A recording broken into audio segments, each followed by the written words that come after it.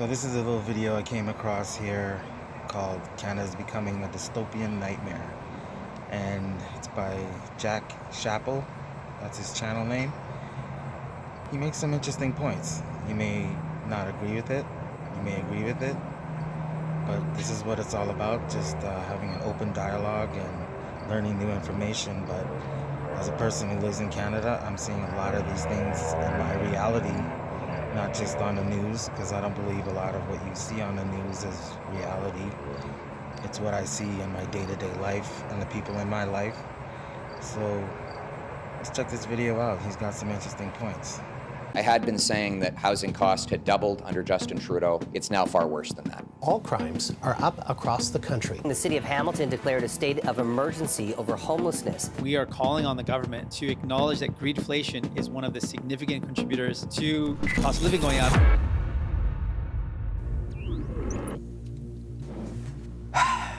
You know, I rarely go on camera anymore, but this video has become quite personal to me. And I feel like the best way I can tell this story is through a more personal medium like this. And this is the story of how Canada has turned into a dystopian nightmare. And so, what am I talking about? Well, let me show you. This is the city of Waterloo in Ontario. You can think of it as the Silicon Valley of Canada, I guess. BlackBerry's headquarters are here. Two well-known universities are located within about a 2 kilometers distance of one another in the city. And just over there was where I used to live when I went to school in the area in 2016. I had a 1-bedroom, 1-bathroom, 512 square foot apartment.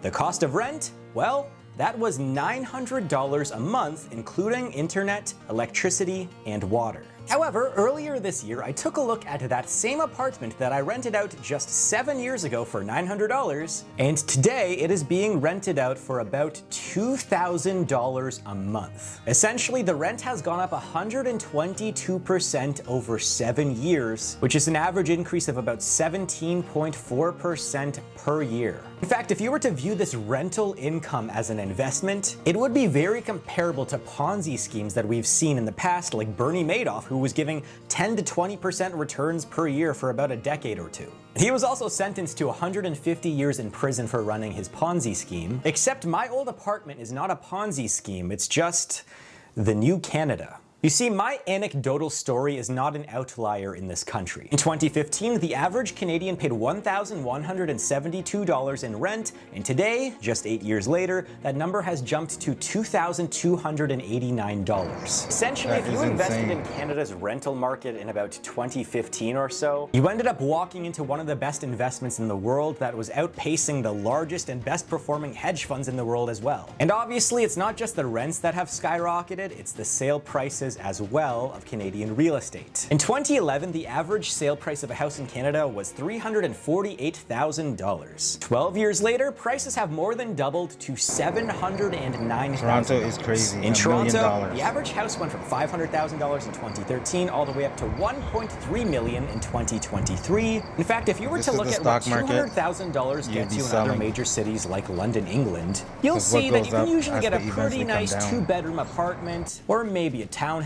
But in Toronto, $200,000 gets you a parking space. Yeah, you cannot buy anything in Toronto. Welcome to Canada. In fact, the average 1-bedroom, 500 square foot apartment in Toronto is currently going for $550,000 Canadian. And it is crazy prices like these that have given Toronto the name of the largest real estate bubble in the world. Now, even though Toronto is Canada's largest city, it doesn't represent Canada as a whole.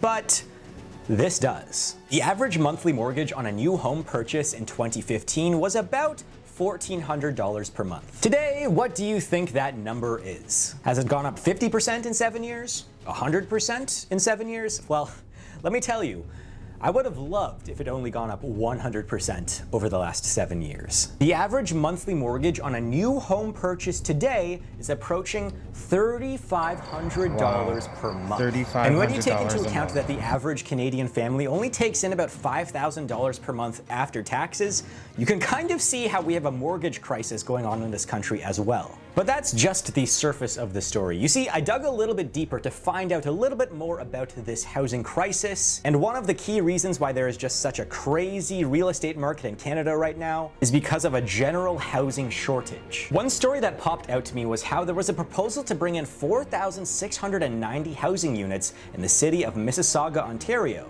a city with about 825,000 people that has been hit especially hard by the housing crisis. The proposal was going to build a few high-rises along with an entire neighborhood of townhomes and detached houses. However, the homeowners and the city council shot down this proposal, citing things like not wanting to live in a congested area, or not wanting to live near a construction site for a few years, and also having too many shadows cast upon the surrounding area. It also costs a lot of money just to get approval to build anything. I mean, in a city like Vancouver, just to get the approval to build a house, sometimes it can cost upwards of $300,000 in just fees to get the approval to build a house. However, I noticed something else that was a little bit strange about the housing shortage. I noticed that quite a lot of times, even when large developers got an approval to build some sort of large-scale neighborhood, they oftentimes just won't. They'll spend hundreds of thousands, or in some cases even millions of dollars, trying to lobby the city to get their construction plan approved, but yet when it finally gets approved, nothing really happens. Now, sometimes the goal of these developers is just to get the land rezoned from something like agricultural or just general vacant to some sort of residential, and just by doing that, the value of the land can go up 10x, sometimes even more, which is a pretty good return on investment in itself. However, other times there's just general changes to the economy which prevent them from building. Like right now, the cost of materials is much more expensive than it was just 3 years ago. Interest rates are much higher on construction loans. The next part of the saga is the crisis of middle class and lower class jobs combined with the high cost of living. About 7 years ago, a $50,000 a year construction job could let you pay most of your bills in most cities, except for maybe Vancouver, or if you lived in downtown Toronto. However, now a $50,000 a year job would probably force you into moving back into your parents' house. And on top of that, Canada is the highest educated in the construction field, like the wages, you would think they're good, but they don't pay enough for a family. It's a single person in construction can probably start and save if they're living at home, but in Toronto, you have to be making about $50 a minimum an hour to even be able to save. Workforce in the world, meaning that much of the middle class is specifically looking for high-paying jobs to help recuperate their investment that they made into their university education. And so in this country's economy, you're left with a middle class that can't afford to live in their country. And to top that off, there's currently a cost of living crisis going on in Canada, but around the world as a whole as well. But in Canada, things seem to be hitting a little bit different right now. Because you see, this country puts out something like its inflation numbers, which it put out as a high of 7%. It's currently somewhere around 3%. But if you're just a middle-class person in this country, you know that that number is a lie. Because Canada's largest expense right now is housing, which has been going up by 17% per year just by itself. And those seem to either never be included in inflation, or they are severely miscalculated numbers. But on top of that, you have other large living expenses like food. A lot of common items like chicken have, in some cases, been marked up 50% just in the last 2 years alone. Definitely seen a huge and rise other in vital food things prices. for living like energy and gas, they've Sure, obviously across the spiked world. about 150% since 2020. But that is a problem going on with the whole world as well, not just Canada. And to top it off, the federal government decided that right now, during a cost of living crisis in this country, during a housing crisis, during an energy crisis, that the best time to put a carbon tax on the middle class is right now. And if you don't know, the carbon tax right now is about 14 cents per liter in Canada, with plans to spike it up to 61 cents per liter in this country, meaning that the federal government plans for 40% of all dollars you pay for gas, whether it's to fill up your car, whether it's to heat your home, whether it's to even fill up your lawnmower, 40% of that cost of gas is going directly to the carbon tax. 96% of the population growth is coming directly from immigration. At the moment, Canada is just shattering all of its immigration records and is actually taking in 3.5 times more immigrants per capita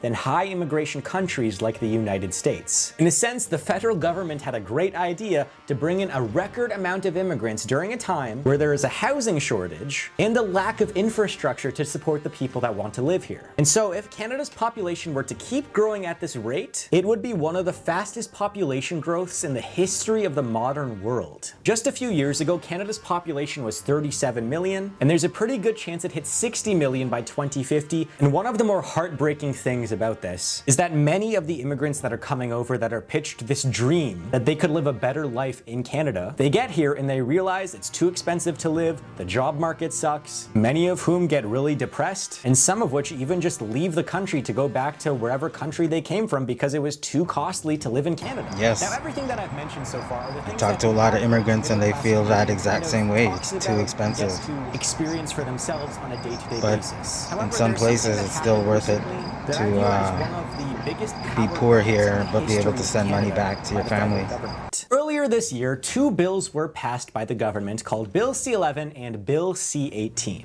Now, these bills were pitched to the public in pretty much the same ways, actually. They were bills to help make big tech pay their fair share. They were to make sure that Canadian-made content was shown to more Canadians online, and they would help make the internet These a bills more are very fair controversial and right equitable now. place. A lot of people However, don't if you care were to about have it, read these but it bills is over big in their news. entirety, you'd see that what they really did was give the federal government pretty limitless power over things like social media algorithms, discoverability, home pages, news feeds, and a ton of other things regarding the internet. And actually, Bill C-18 specifically don't know too wanted much to about make this, social media companies pay a but fee this is something, every single I time would there was a look into Canadian more news further. link that appeared anywhere on their platform, which has so far resulted in Canadian news being wiped away from places like Facebook and Instagram. I don't think it's a good thing.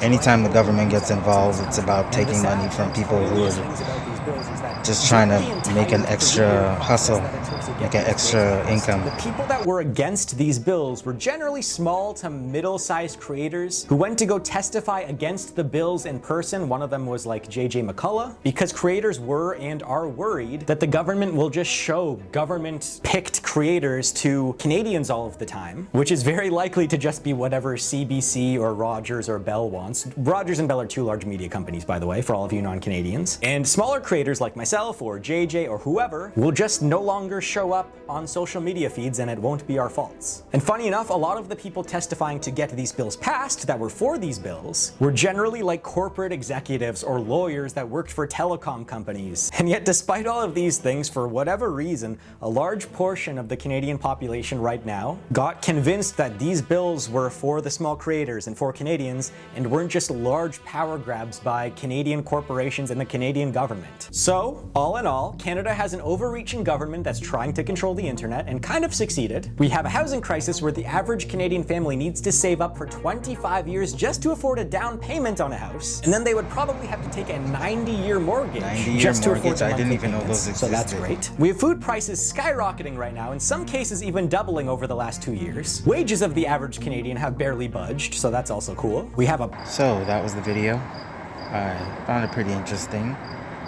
Hope you did too. It's not really much I can say, but this is, again, just one person's video and one person's view. He is posting a lot of facts, but you'd have to look into it further to confirm it. I don't just take one video as the word, but let me know your thoughts on it and give me your feedback. Let me know what you think of it. And is this happening in your part of the world? Are you seeing a lot of this happening too?